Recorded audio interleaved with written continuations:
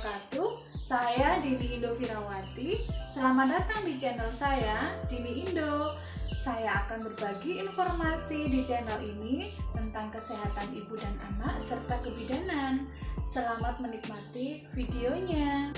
Kali ini kita akan mempelajari bersama tentang jenis tabel distribusi frekuensi.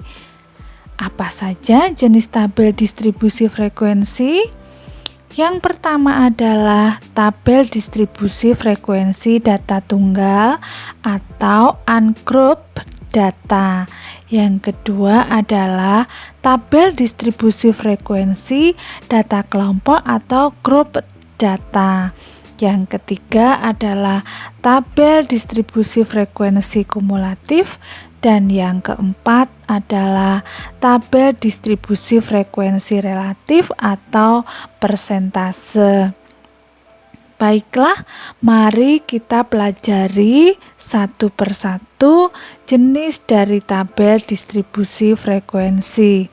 Yang pertama adalah tabel distribusi frekuensi data tunggal. Tabel ini menyajikan frekuensi dari data. Angka-angka yang ada tidak dikelompokkan. Oleh karena itu, dalam penyajiannya juga tidak dikelompokkan. Nah, ini adalah contoh dari tabel distribusi frekuensi data tunggal, yaitu tabel tentang distribusi frekuensi nilai mata kuliah biostatistik mahasiswa semester 4 tahun 2020. Bisa kita lihat di sini nilai biostatistika tidak dikelompokkan, tetapi disajikan apa adanya satu persatu mulai dari nilai 90, 80, 70, dan 60. Disesuaikan frekuensi mahasiswa yang memperoleh nilai biostatistika. 90 ada 5 orang, 80 ada 26 orang, yang mendapat nilai 70 ada 27 orang, dan yang mendapat nilai 60 ada 18 orang. Jadi total semua mahasiswa semester 4 ada 76 orang. Selanjutnya adalah tabel distribusi frekuensi data kelompok. Tabel ini menyajikan frekuensi dari data di mana angka-angka yang disajikan dikelompokkan. Nah, selama ini apabila kita membicarakan distribusi frekuensi, umumnya yang dimaksud adalah distribusi frekuensi data kelompok. Nah, bagaimana contohnya bisa kita lihat di sini. Contoh tabel distribusi frekuensi data kelompok. Kita lihat ini sama-sama distribusi frekuensi nilai mata kuliah biostatistik. Nah, di sini kita lihat nilai mahasiswa untuk mata kuliah biostatistik sudah dikelompokkan berdasarkan kelas intervalnya. Di kelas yang pertama nilainya 51 sampai 60. Di kelas kedua ada 61 sampai 70. Di kelas ketiga nilai 71 sampai 80.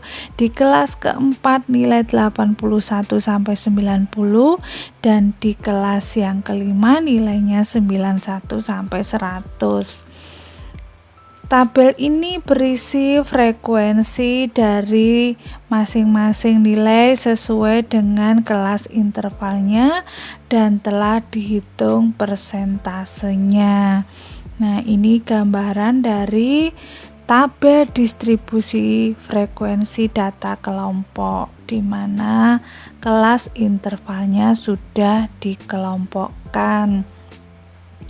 Selanjutnya tabel distribusi frekuensi relatif.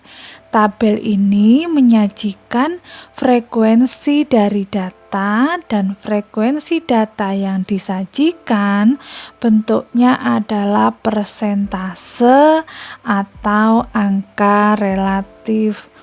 Mari kita lihat contohnya. Ini adalah contoh tabel distribusi frekuensi relatif, yaitu distribusi frekuensi nilai mata kuliah biostatistik mahasiswa semester 4 tahun 2020. Tabel distribusi frekuensi relatif ini dibuat berdasarkan tabel distribusi frekuensi dari data yang mutlak. Kelasnya sudah dikelompokkan berdasarkan interval-interval yang sudah dihitung, dan frekuensinya juga sudah diisi sesuai dengan kelas intervalnya. Nah, kemudian di tabel distribusi frekuensi relatif ini ditambahkan frekuensi relatif atau F relatif. Nah, dalam kolom ini angka 2,5% itu diperoleh dari rumus F relatif kelas ke I sama dengan F mutlak kelas ke I dibagi N kali 100%.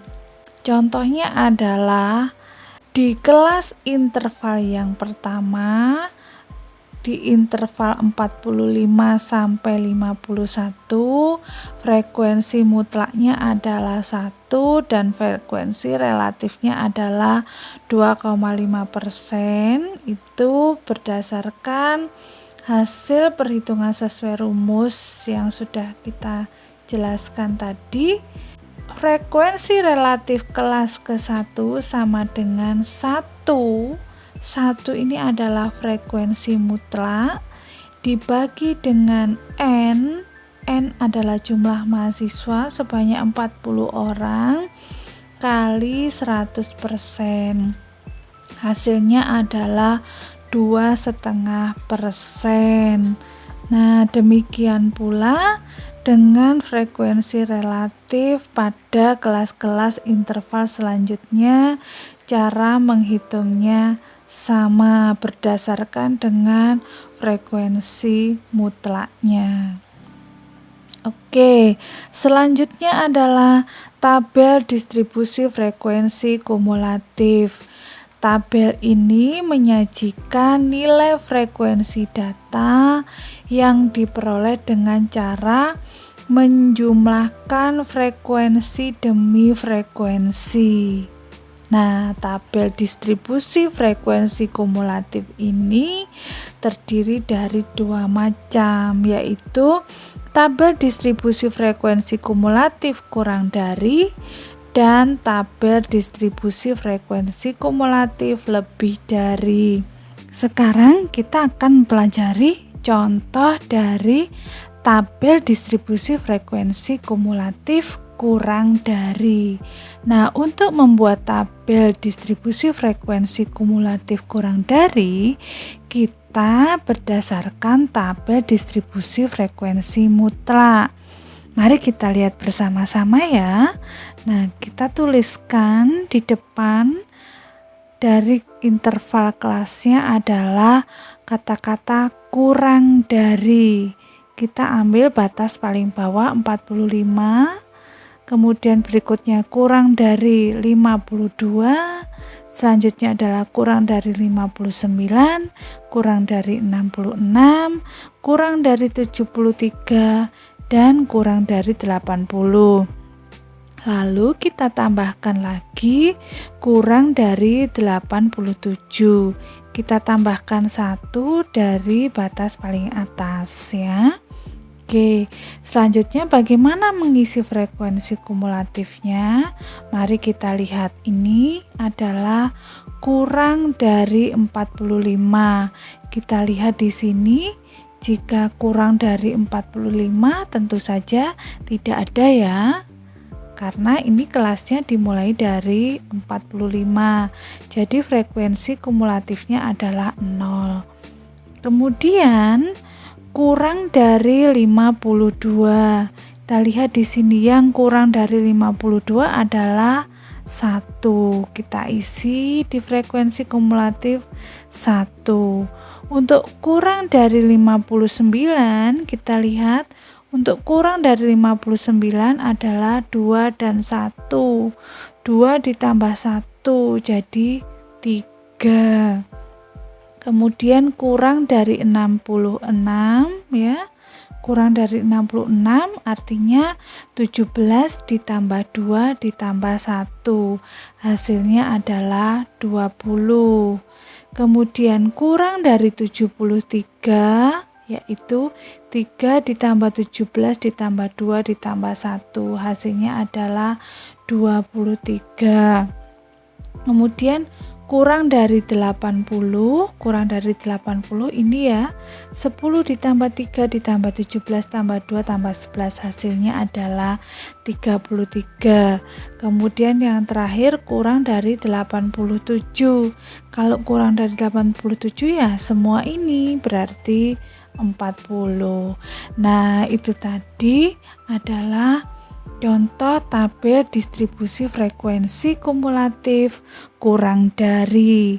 Selanjutnya adalah contoh tabel distribusi frekuensi kumulatif lebih dari. Nah, di sini kita membuat kelas intervalnya dari batas bawah lalu kita tambahkan kata-kata atau lebih. Ya, 45 atau lebih. Kemudian 52 atau lebih, 59 atau lebih, 66 atau lebih, 73 atau lebih, 80 atau lebih, 87 atau lebih. Mari kita mulai mengisi frekuensi kumulatifnya ya. Oke, 45 atau lebih.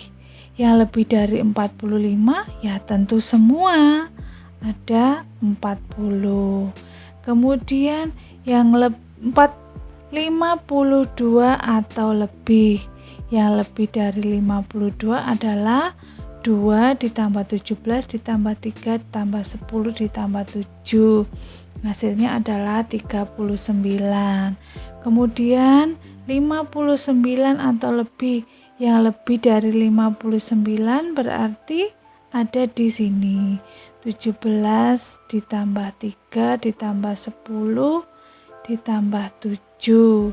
Hasilnya ada 37. Kemudian yang lebih dari 66 berarti di sini ya 3 ditambah 10 ditambah 7. Hasilnya 20. Kemudian yang lebih dari 73 berarti di sini 10 ditambah 7 hasilnya 17.